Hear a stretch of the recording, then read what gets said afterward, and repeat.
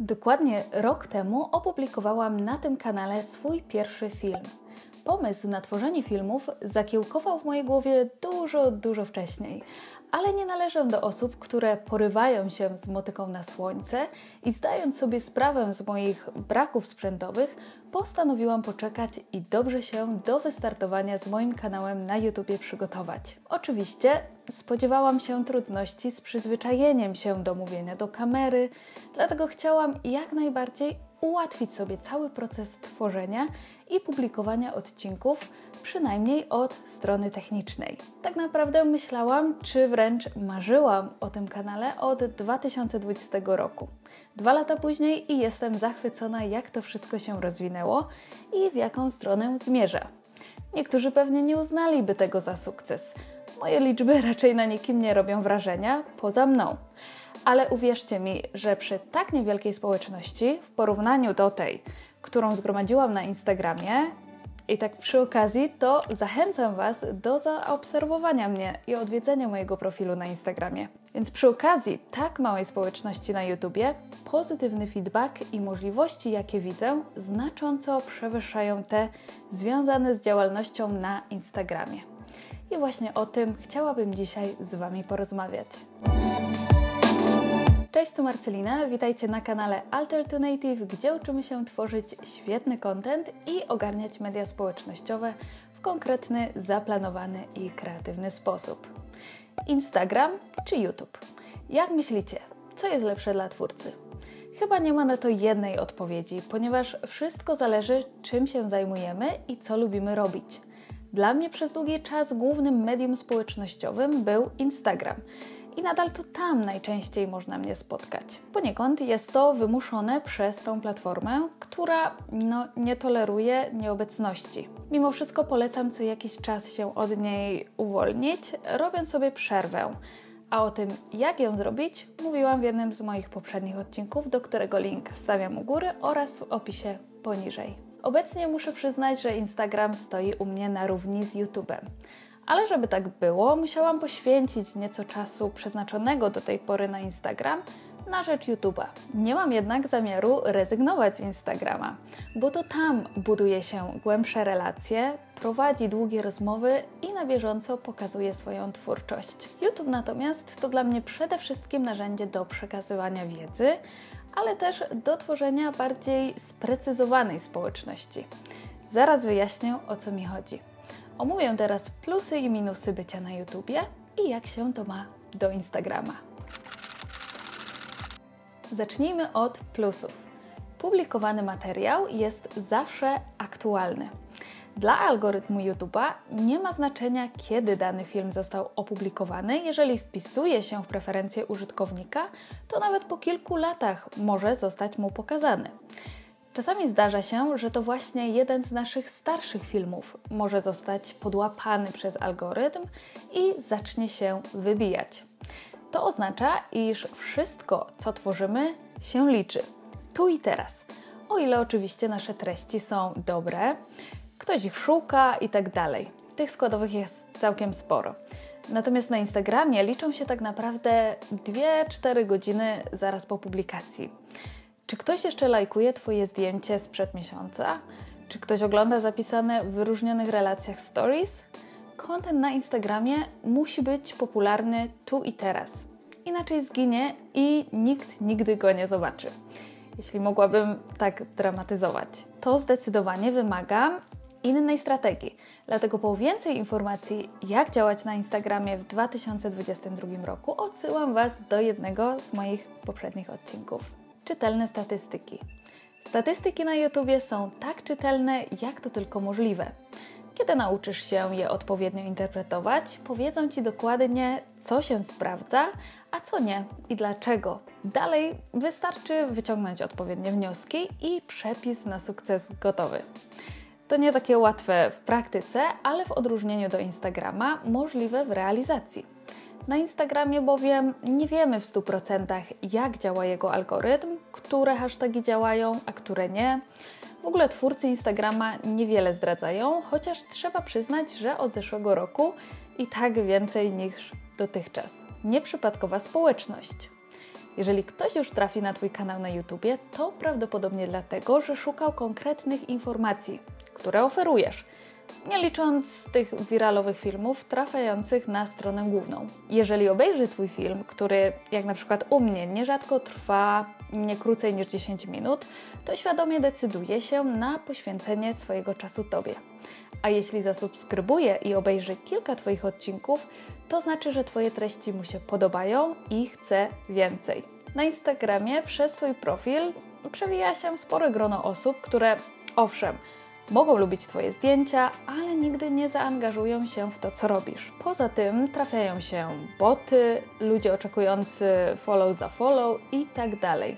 No i też nie oszukujmy się, Instagram pokaże Twoje treści tylko garstce Twoich obserwujących, gdzie na YouTubie trafią one do każdego, kto ma włączony dzwoneczek obok subskrypcji. Przy okazji zachęcam Was do kliknięcia w niego przy moim kanale, jeśli lubicie moje treści i nie chcecie, żeby coś Was ominęło. To bardzo pozytywnie wpływa na algorytm, a też obiecuję, że nie będę Was bombardowała powiadomieniami, tylko raz w tygodniu, w czwartek. Brak potrzeby ciągłej obecności na platformie.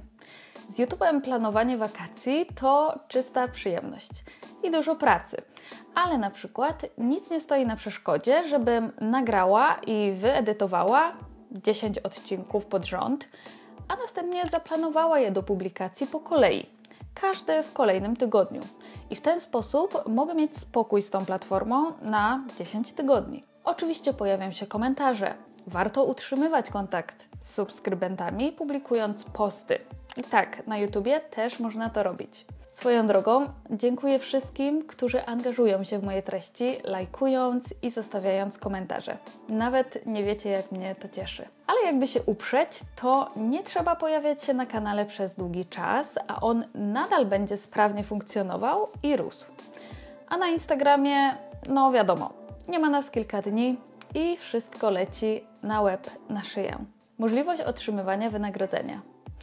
Realna możliwość otrzymywania wynagrodzenia za swoją twórczość to prawdziwy magnes. Nie będę ukrywała, że mnie też jak najbardziej przekonał. Ten system ma swoje plusy i minusy i raczej nie poleca się opierać swoich dochodów wyłącznie na nim, przynajmniej w Polsce, z tego co słyszałam.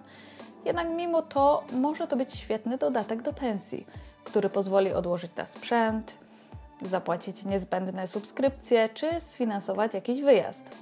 Szczerze mówiąc, nie mam pojęcia, ile takie przychody mogą wynosić, bo istnieje tyle czynników wpływających na to, iż ciężko jakkolwiek mi się w tym momencie odnieść. Postanowiłam jednak, że powiem więcej na ten temat, kiedy otrzymam swoje pierwsze wynagrodzenie. Dajcie proszę znać poniżej, czy by Was to zainteresowało. A jeśli chcielibyście mnie wesprzeć, to nie ma lepszego sposobu niż na przykład zakup moich presetów, które upiększą Wasze zdjęcia, albo zapisanie się do listy moich patronów. Linki jak zawsze znajdziecie w opisie pod filmem. A porównując to do Instagrama, to od dawna się mówi, że ta platforma nic nie oferuje swoim twórcom i chociaż pojawił się cień nadziei związany z ogłoszeniem chęci wprowadzenia Instagram Subscriptions, o czym opowiem w innym odcinku, to myślę, że minie dużo czasu, zanim ktokolwiek z takich drobnych twórców, jak my, zobaczy cokolwiek na swoim koncie. Okej, dość chwalenia, przejdźmy teraz do minusów tworzenia na YouTubie. Dużo pracy. Nie ma co ukrywać, tworzenie na YouTubie wiąże się z ogromną ilością pracy i to dość wyczerpującej, zarówno psychicznie, jak i fizycznie.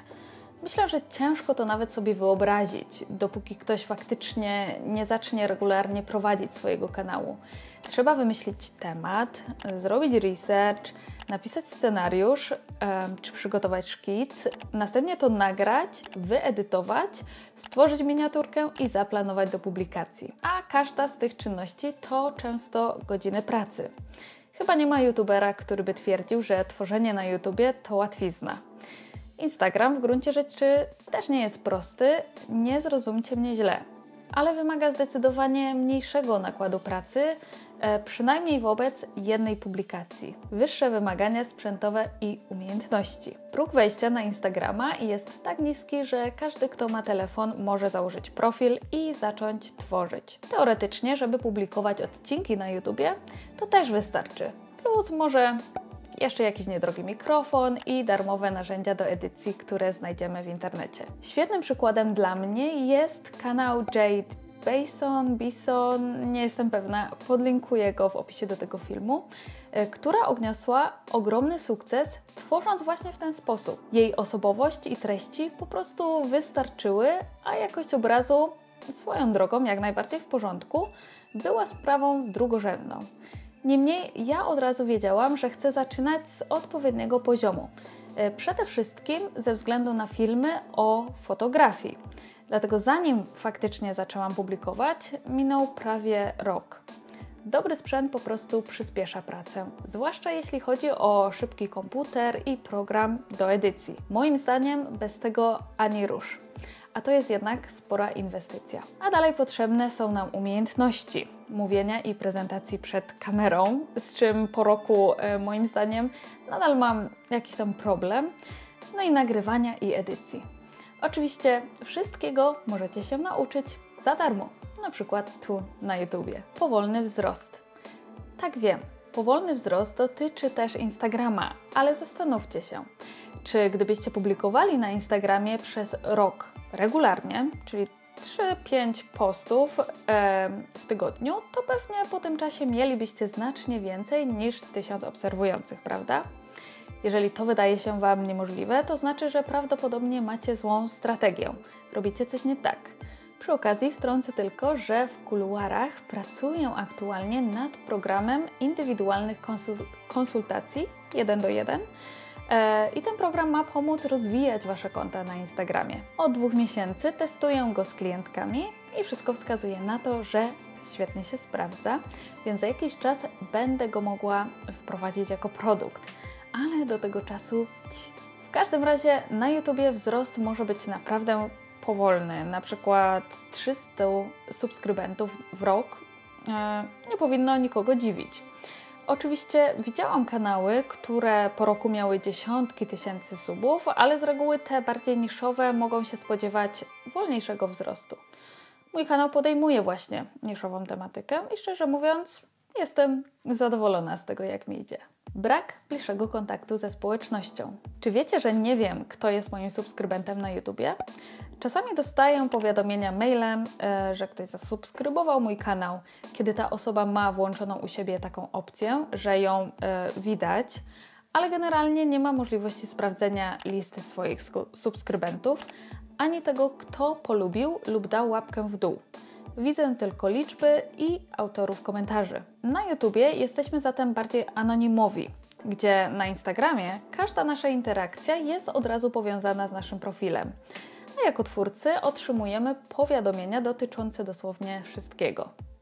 Dlatego tak sobie pomyślałam, że jeśli nadal jesteście tu ze mną, to zostawcie proszę komentarz i napiszcie kilka słów, kim jesteście, czym się zajmujecie i co tu robicie.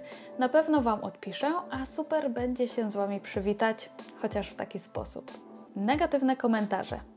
Ostatni minus to ten chyba najtrudniejszy z poradzeniem sobie. Potwierdzam, że nie dostaję dużo negatywnych komentarzy, a nawet bardzo doceniam te uzasadnione, ale zdecydowanie częściej można się spotkać z hejtem na YouTubie niż na Instagramie. Chyba właśnie przez tę anonimowość, o której przed chwilą wspomniałam. Zdarzyło mi się już usunąć komentarz, ponieważ był krzywdzący. YouTube daje dobre narzędzia do radzenia sobie z tego typu sytuacjami, ale mimo wszystko potrafią one czasami człowieka zdołować. Dlatego też jestem wdzięczna za każdy pozytywny odzew z Waszej strony. To naprawdę budujące i niezwykle mnie to cieszy. Bo wiem, że jeśli już ktoś się zdecyduje na jakąkolwiek opinię, to jest ona szczera. I tymi podziękowaniami zamykam dzisiejszy odcinek. Jeżeli Wam się spodobało, to wiecie co robić. Trzymajcie się ciepło i wypatrujcie wiosny. Do usłyszenia!